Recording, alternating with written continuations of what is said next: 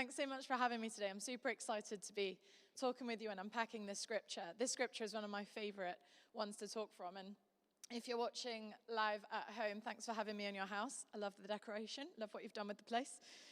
And next month marks 3 years that I moved from living in California to move here to London. It was a hot day. My parents are here. It was a hot day, wasn't it, when we moved? Bless them. Legends. Man, the myth, the legend, Tony Hodges, and we've got the gracious Lady Vivian. My little support network coming here this morning, and we moved in. It was a hot day, and I started to quite miss my friends, and I made some great friends when I was out there, and one of my mates was a bit of a mentor but became quite a close friend.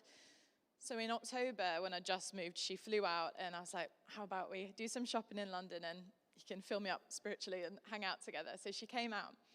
And one of the days, my mum and dad also came down to London, and they said, we're in Shoreditch, we're going to go for some Thai food. I love me some Thai food.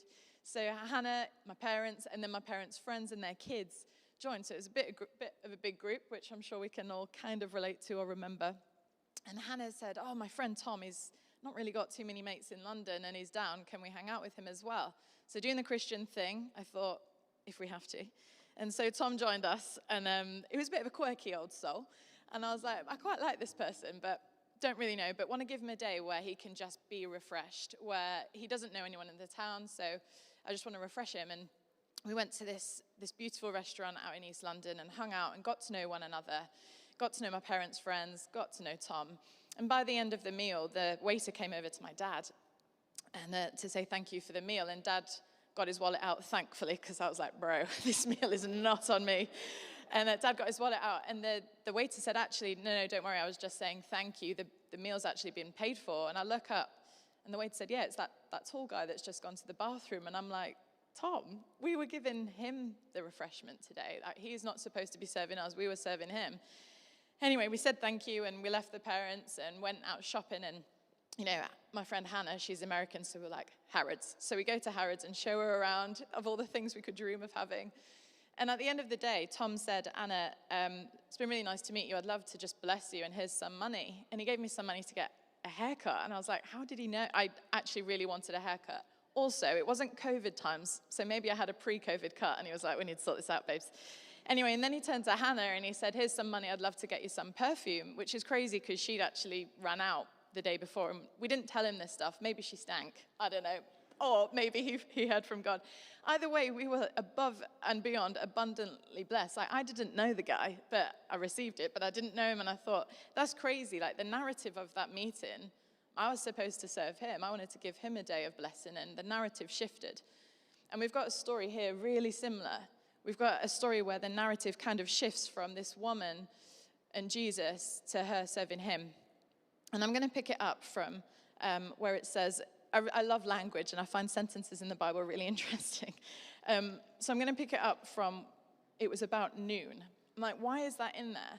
Noon is the brightest part of the day. It's the warmest part of the day. It wasn't a meeting that Jesus wanted to do in the dark. It's kind of like Jesus was saying, I want you to see what's about to happen here. It was about noon. The sun is at its brightest. And I just want to set the scene a bit, because this is a Samaritan girl, and this is Jesus. And guys and girls at that point didn't mix. And Jesus was a religious teacher. And so he's definitely not going to mix with this kind of girl because of all the sin in her life and the stuff that was going down. And on top of that, she was a Samaritan. And Jews and Samaritans did not mix. But it was kind of like Jesus was saying, I'm going to take a seat next to you. All of society is saying, that's weird, but I'm going to do it. I'm not offended by it. I'm not offended by where you've come from. I'm not offended by your gender. I'm not offended by what you believe, but I'm just going to sit with you. No one else is sitting there. And that's the nature of Jesus. He was intentional with her.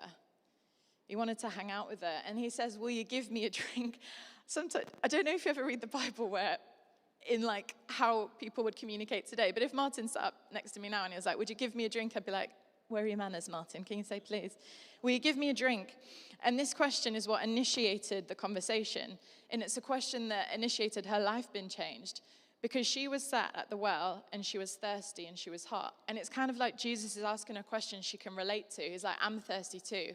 He gives her a question that she understands, and he meets her quite literally where she's at. And she responds in verse 9, and she's like, you're a Jew, and I'm a Samaritan woman. You're asking me for a drink. It's kind of like saying Jews and Samaritans don't mix. Another translation says they don't share the same dishes. We don't break bread together. And in fact, Samaritans were kind of this religious half-breed of society, and Jesus wants to share a drink with her. It's almost offensive. And before we get into the culturally inappropriate thing, I just want us to take a moment to think about what that would have been like. Like now, in this day, it would have been all over Instagram. There would have been a campaign about it. People would have been out on the streets. Everyone would have heard about it. But Jesus didn't care. And this is where we see him cross every line to get to it. Religious line, crossed. Racial line, crossed. Gender line, crossed. Social stature line, crossed. He crosses every line, every barrier, just so she could encounter love. And Jesus' love, it's so redeeming. He's not offended by the stuff she's done. He wants to meet her there. He's not offended by her gender or worried about her race. He just extends the invitation to connect.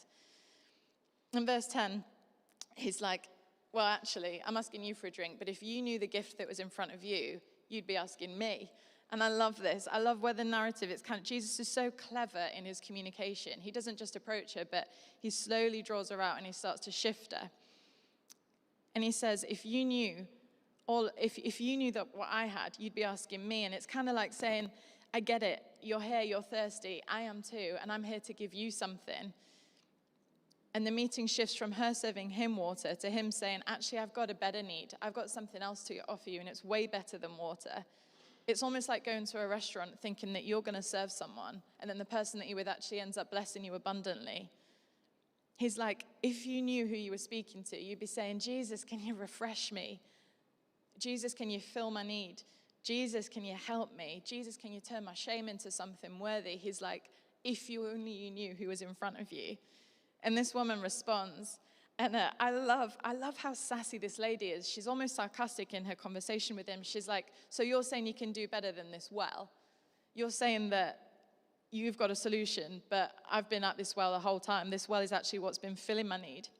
Can anyone relate to this response? In church, when we think, we're doing all the church stuff and we go through the motions, and we hear of a story of healing, and it's like, okay, that's cool for you, but are you saying you've got something for me? Because I know I have a need, and I know what's been satisfying it, and it's not necessarily been Jesus. But he unravels her, and he breaks down the barriers and the contexts. And it's like she's saying, okay, you've got a solution for what you're saying, but this well has served me just fine. My history with this well is that when I need a drink, it's always going to be there. I'm always going to be thirsty again, but I have a need, and it's going to fill it. And I don't know what your algorithm is like on Netflix, but I've got a housemate. And I went on it yesterday, actually, because Mum and Dad were doing some housework for the house that I'm in and helping me out. And so I put Netflix on, and I saw that you can tell who's been watching what. Kate, who I live with, is a very sweet girl, and she loves a cheesy Netflix movie. And I'm more like, what are Britain's worst prisons? And so some light TV watching I did a few months ago was about the brain and about how the amygdala works. I'm fascinated by it. And we've got the amygdala in our brain, and it kind of predicts the future based off our past. And that's kind of this interaction, I feel like, is what's happening with this woman. She's like, well, my past says this well's going to serve me. My past says that when I'm thirsty and I bring a need, it's going to fulfill it. Are you saying you can do better than my past? Because all my past has taught me is the same thing over and over again. And maybe that's what your past has taught you. I know that was my past, just taught me consistent disappointment and rejection. And I felt like when I had an interaction with Jesus, I was like, so are you saying you can do better than rejection? How do I trust it? Because my brain is saying, based off of past experience, you're only going to be let down again. Is that how you feel? Is trust in Jesus something that you feel is going to let you down? How many of us can relate to that?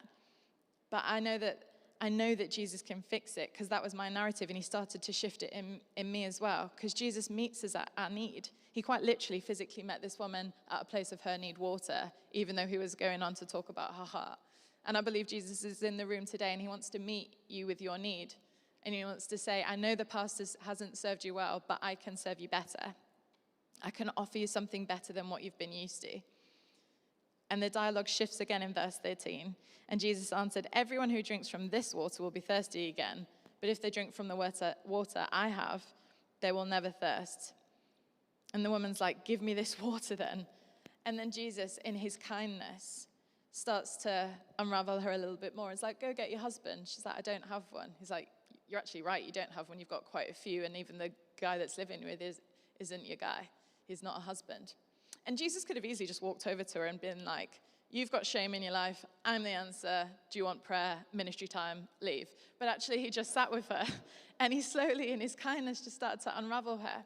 And there's something that I feel we can learn from this, of just sitting with people, meeting them where they're at and saying, what's going on in your life? Because I've got a story of redemption and I want to show it's possible for you. And that's what Jesus did here. I love his kindness and his gentleness with her. He didn't call out her shame, but he did say that she was known. And he was kind and patient with her. He's disarming in conversation against everything society was saying. He was like, I don't care, I'm going to cross the line and get to you. And I wonder if there's something we can learn from that as well with people and with ourselves, that Jesus is actually so willing to cross every line just to get to your heart. He's not offended. He can handle it. And maybe there's something as well that we can learn in. There's something that we can cross the line to get to our neighbors, cross the line to get to our friends and our family that need Jesus, and just show them kindness. And in this passage, he calls out the guys she's been with. In his language, he calls them husbands. And I love this, because if we go back to the verse before, in the chapter before, we've got John the Baptist, and he's saying the Messiah, Jesus, is coming, and he calls him the bridegroom. And so then we go over to this scripture, and he's like, you've got all these husbands, but I'm the bridegroom. I'll fulfill your need. You've got these grooms, but actually I'm the bridegroom, and I can fully fulfill all your needs. Is it love you're looking for? Let me love you. Is it intimacy you're looking for? Let me intimately love you. Let me meet that need fully and wholly, because clearly this isn't doing it. Let me ask you today, what's your need? What's the thing that you just so desperately, you need refreshing in, that Jesus can meet?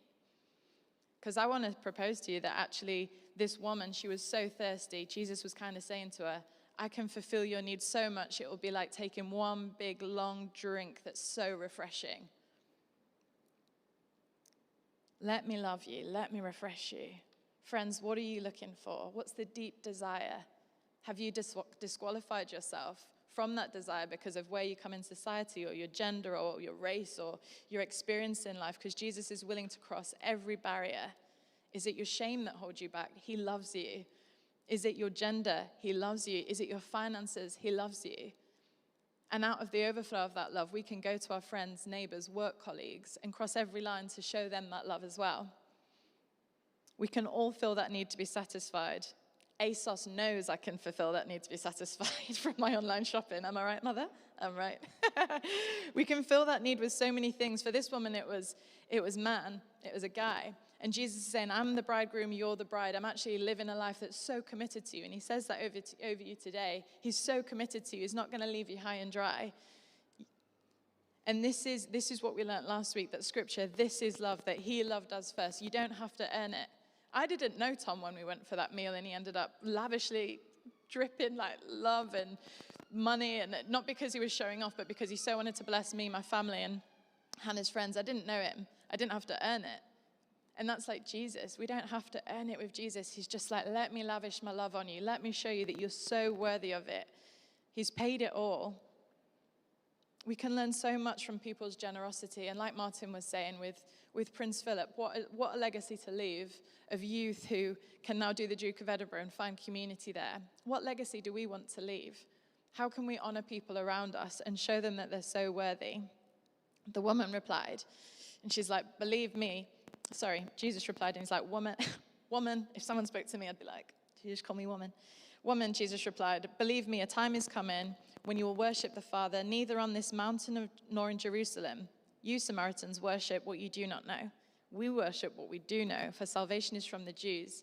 Yet a time is coming and has now come when true worshippers will worship the Father in spirit and in truth. I find that language so interesting. A time is coming and has now come, which is to say, from here on out, we can worship the Father fully. He's saying to her, you go to the mountain, you go out of duty and obligation, you just do the thing and you tick the boxes. But actually, worshiping God isn't about the right place, but the right heart. And that's what he's saying. So he's saying, from here on out, you don't have to do it by duty anymore. You do it from a place of being so loved, and in return, you can love him. From now on, from receiving my love, worshiping the Father won't be a matter of the right place, but the right heart. And Jesus so cares about the state of your heart. We've all had time to reflect over lockdown. I know how I have, and I've felt God's kindness and just been like, Anna, where's your heart at? What are the things that you've been leaning on? Now we've got the space to actually think about it, and don't be afraid of it. Let's face it together. He cares about the journey with you. He cares about your heart. At a place where she thought, this is my need, water, he speaks to her real need, a deeper need. He's like, you're here for water? Let's talk about your heart. Let's restore it. Let me ask you, what are you here for today? What did you come to church for today? Because he wants to restore. He wants to abundantly love you and refresh you. This is who Jesus is. He's abundant. He loves you beyond what you think you deserve. He loves you beyond where you think you're from or whatever you've done. His love is so extravagant. His love is universal, no matter who you are, and he's ready to meet with you. Verse 25, the woman says, I know that the Messiah called Christ is coming, and when he comes, he'll explain everything to us. Then Jesus declared, I am the one speaking to you. I am he. Another translation puts it this way. You don't have to wait any longer. I am that I am. And he's referring, it's a bit of a throwback to when Moses was at the burning bush and God reveals himself and he says, I am that I am, which is, it's Hebrew, and I'm going to absolutely sham it because I'm from Yorkshire. No offense, mother. And it's Ea Asher Ea, which it isn't because I'm from the north. But it's basically, it means whatever I am, I will be. So it's like he's saying, I'm loving all the time. I'm redemptive all the time. My salvation is for you all the time. I'm steadfast, constant, slow to anger, and abounding in love all the time. I'm redemption all the time. And I'm the God who will always turn things to good because that is who I am all the time. And he says, I'll turn your story of hope into a real story. I'll turn from your story to a story of hope, and I'll give you real life. And my parents are getting a big mention today. This doesn't usually happen. Feel yourself blessed today. My dad's family line are part Armenian, big up the Kardashians. And I got to go to Armenia in 2018 on a mission trip when I just got back from California. And I'm telling you, God is doing stuff in young people. I went with a load of young people, and I came back more burning for Jesus because I'd spent time with these guys. They were absolutely amazing. And as mission trips go, you have a great week together, but you're tired. And at the end, we said to the youth, that's so patronizing. They hated it when I called them the kids. Anyway, we said to the kids, we're going to have a day where we take you for a bit of respite. And Armenia have the longest zip wire in the world, which I think is a pretty cool thing to claim. They also have the oldest shoe in the world, which I think is a bit of a weird thing to claim. Did you know that, Dad? I'd hate to be in the room with that shoe, I'm telling you. Anyway, so we've got this longest zip wire in the world. So we went there, and suddenly it's my go. And I love a bit of adventure, but I branched out, I put my arms out, and I was like, wait a minute. I've seen this before. My dad's shown me YouTube videos of people stopping halfway on this. What if it breaks? What if I'm left hanging? What if I'm like spinning out as you do? And I turn around and all the youth are slowly raising their phones ready to film me. And I was like, my shame is going to be put all over the internet on top of that. So I start thinking maybe there's another way around it. How do I get to the other side? Might be a bit more difficult, but maybe I can get there some other way. And then I think, Anna, babes, if you meet your maker today, at least you're having fun doing it. So before I know it, I'm zipping between two mountains, and the view is like, it's a whole other perspective from the other side. There was just quite a bit of a divide to cross, but the perspective that I got. And maybe you feel like been accepted by God. Maybe you feel like following Jesus or been loved by him. Or maybe you feel like crossing the divide to someone that you don't really know in society feels like this big, scary thing. What if I'm left high and dry? Jesus isn't going to leave you hanging. What if it's not safe? Jesus is your safety net. What if I could go another way around? The view and the perspective is so worth it. The journey is so exciting. And I got this huge round of applause from all the youth when I was halfway there. And it made me think, actually, when we cross the divide, when we reach out to those around us, when we receive the love of Jesus that he has for us, all of heaven is applauding you. You're so not alone. He's with you. His love is worth crossing. All of heaven is with you. And I'd love you to just think about this story for a second. I'd love you to think about what your need is, because the scripture finishes at the end, and it's got the woman with the jar. And when she'd had the interaction with Jesus, it says that she runs off and tells everyone about him, and she dropped a jar. But the jar was the thing that she thought she needed. She was at the well because she was so thirsty. So she's got her need, she interacts with Jesus, and she drops it, and she goes to tell people about him.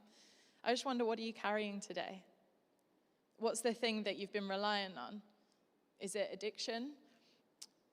Is it low self-esteem? Is it relationships? What's the thing that you think, this is my need and it just keeps going empty, but my history says that I'll just get it filled again, but it keeps running empty? Because she met Jesus and he filled her internally to overflowing, that she dropped what she thought was a need. And I believe there are people carrying stuff this morning, but Jesus wants to meet with you and encounter you, and he wants to show you his love, that the thing you've been relying on, you can drop and trust that he loves you, and you can run and tell everyone around you the same.